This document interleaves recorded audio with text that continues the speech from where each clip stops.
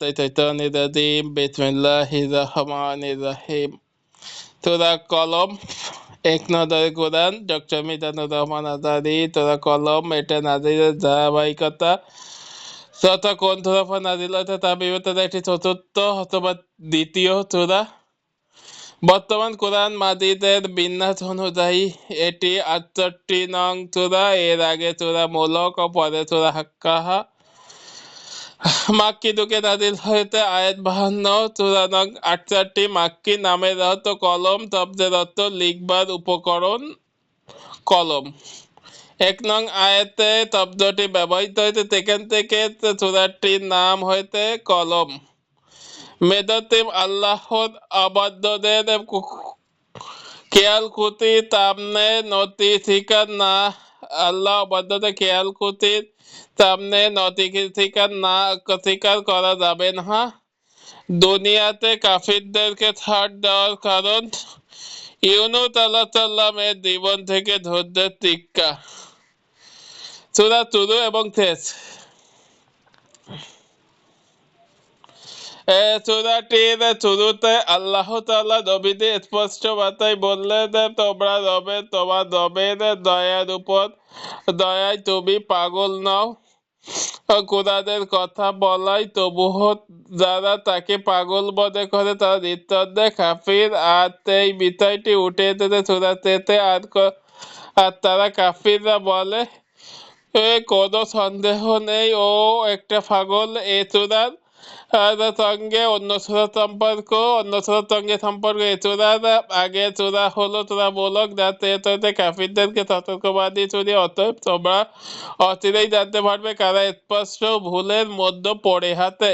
সূরা কলমে শুরু করা হয়েছে তাদের উদ্দেশ্যে সতর্কবার্তা জানানোর মাধ্যমে। সুতরাং তুমি শীঘ্রই দেখবে আর তারাও দেখতে পাবে।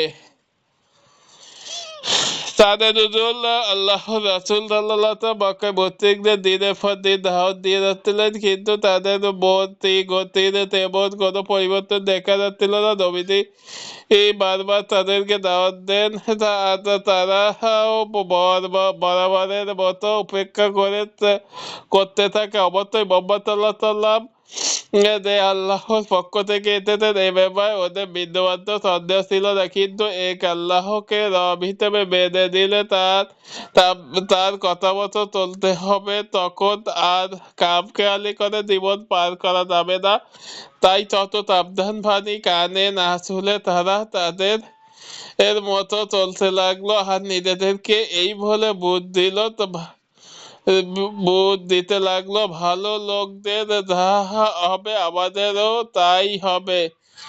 এ হত মাথা ঘামানোর দরকার নেই। ফাটাফাটি ওরা রাসূলের বিরোধিতাও শুরু করতে লাগলো, কেউ যাতে তার কাছে না ঘেঁষে সবসময় সেই চেষ্টাই করতো। রাসূল বাজুতের কাছে বলতে লাগলো, মোহাম্মদ পাগল হয়ে গেছে, নাউজুবিল্লাহ।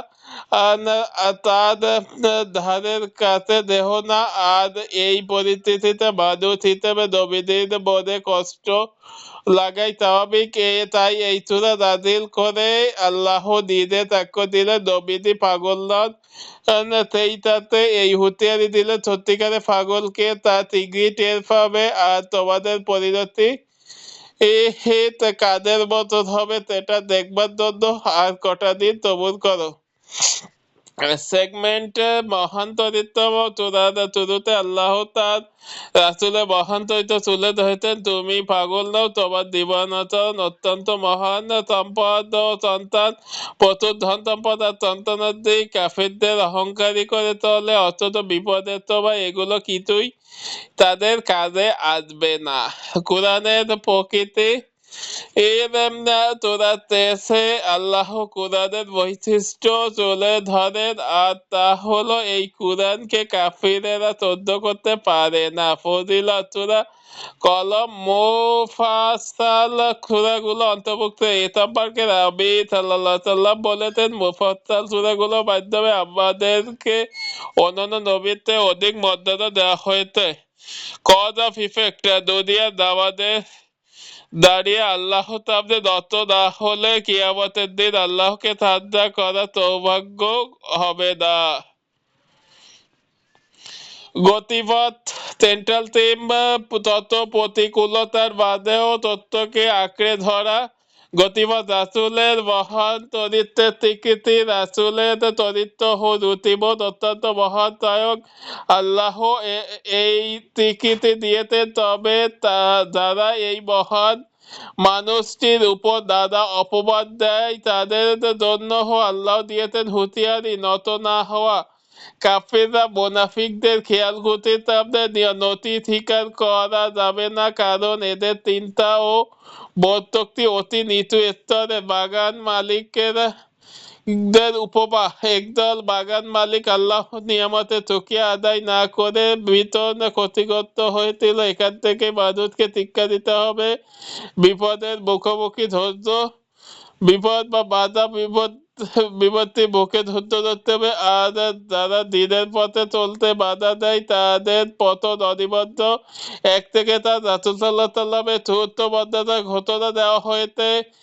8 থেকে 16 কাফিরদের মিথ্যা বিরোধিতা ও তাদের নৈতিকতার সমালোচনা করা হয়েছে। 17 থেকে 33 বাগান মালিকদের কাহিনী বর্ণিত হয়েছে। 34 থেকে 43 মুত্তাকিদের পুরস্কার ঘোষণা করা হয়েছে এবং কাফিরদের প্রতি কিছু প্রশ্ন ছুড়ে দেওয়া হয়েছে। 44 থেকে 52 আল্লাহ কোদের ব্যাপারে কাফিরদেরকে সাবধান করার পাশাপাশি বিপদের মুখে রাসূল সাল্লাল্লাহু আলাইহি ওয়াসাল্লামকে ধৈর্য ধরার উপদেশ দেওয়া হয়েছে। কেইট অফ স্টাডি, তোমরা জীবন আচরণ অত্যন্ত মহান মোহাম্মদ সাল্লাল্লাহু আলাইহি সাল্লামকে উদ্দেশ্য করে আল্লাহ এই মন্তব্যটি করেন। এটি এই সূরা 4 নং আয়াতে তারা বৃত্তের অধিপতি তার একজন তারা বৃত্তের অধিপতি তার একজন বান্দার চরিত্রের সার্টিফিকেট নিজেই দিতেন। তাহলে তার ব্যাপারে এই বক্তব্য করা হচ্ছে এই মানুষ আসলে কতটা মহান, কিন্তু দুঃখজনক বিদায় হতে কতগুলো অজ্ঞ লোক এই মানুষকে নিয়ে কটূক্তি করে যেন পৈশাচিক আনন্দ পায়। তার ব্যাপারে হয়তো মিথ্যা ও কুরুচিপূর্ণ বয়ান তৈরি করতে এদের বিবেকেও একটু বাধে না। ওরা জানে মুসলিমদের কাছে তাদের নবীর নিজের জীবনের চাইতেও বেশি প্রিয়। রাসূলের অপবাদ তারা কোনোভাবে মেনে নিতে পারে না। তার এই সুযোগকে কাজে লাগায় সেই মূর্খের দল উদ্দেশ্য একটাই, সত্যিকার মুমিনদেরকে কষ্ট দেওয়া। সেসব অজ্ঞদের এই আয়াতটি দেখা উচিত, তাদের জানা উচিত যে তারা যতই লম্পঝম্প করুক এতে রাসূলের সম্মান বাড়বে না, কারণ এই সম্মান আল্লাহ তাআলা তাকে দিয়েছেন। দেখুন ইবনে কাসির তাফসীর 342, বুখারী এবং আল আদাবুল মুফরাদ 308। রিফ্লেকশন, সূরা শুরুতে কলমের তফাৎ করা হয়েছে আর কোরআনে যেসব বিষয়ে তফাৎ করা হয়েছে সেগুলো রয়েছে একটি বিশেষ গুরুত্বপূর্ণ মধ্যে। এই কলম দিয়ে পবিত্র কোরআন লেখা হয়, কোরআনের পয়গাম ছড়িয়ে দেওয়া হয় বৃত্তের আনাতে কানাতে। এজন্য আল্লাহ তাআলা কলমের কসম করলেন, এরপর গুরুত্ব তুলে ধরলেন মানুষের খাতে। সুতরাং কলম ব্যবহারে সাবধানী হতে হবে। কলম দিয়ে আলোহ ফেরি করা যায়, অন্ধকারেও সরানো যায়। আল্লাহ আপনাকে দুনিয়ার বুকে এই স্বাধীনতাটুকু দিয়েছেন, কিন্তু বেলা ফুরোনোর আগে আপনার কলম থেকে বের হওয়া প্রত্যেকটা শব্দ বাক্যের ভিতরে কি উদ্দেশ্য ছিল তাহার হিসেব দেওয়া হবে। এই সূরা পড়তে এসে কলম দিয়ে একটু পর্যবেক্ষণ করুন কলমের সঠিক ব্যবহার হচ্ছে কিনা, নাকি কলমের কালিতে নিজেকে কলঙ্কিত করে চলেছেন। এই সূরা 17 থেকে 32 নং আয়াতে একটি বাগানে কয়েকজন মালিকের ঘটনা এসেছে। তাদের বাগানে সব ফল তখন পেকে গেছে। তারা সিদ্ধান্ত নিল আগামীকাল সমস্ত ফল পেড়ে আনা হবে, কিন্তু তাদের বাগানে কোনো অসহায় মিসকিনকে ঢুকতে দেবে না। অনেক ফল ফলাদি ঘর ভরে উঠবে। এই আনন্দে তাদের অহংকার দেখে কিন্তু সকালবেলা বাগানে পৌঁছে তা বিস্মিত হয়ে যায়। তাদের পুরো বাগানটা ধ্বংস হয়ে গেছে। এখানে তাদাব্বুরের একটা বিষয় হাতে তারা কিন্তু তখনও কোনো গরিব অসহায়কে বঞ্চিত করেনি। বঞ্চিত করার নিয়ত করেছে কেবল, তখন আল্লাহ উল্টো তাদের চরম বঞ্চিত করে ফেললেন। সুতরাং আপনার নিয়ত অনুযায়ী আল্লাহ আপনার সাথে আচরণ করবেন। বুখারী 1 তাবারানী 69-42, বাহাকি সুআবুল ইমান 6869।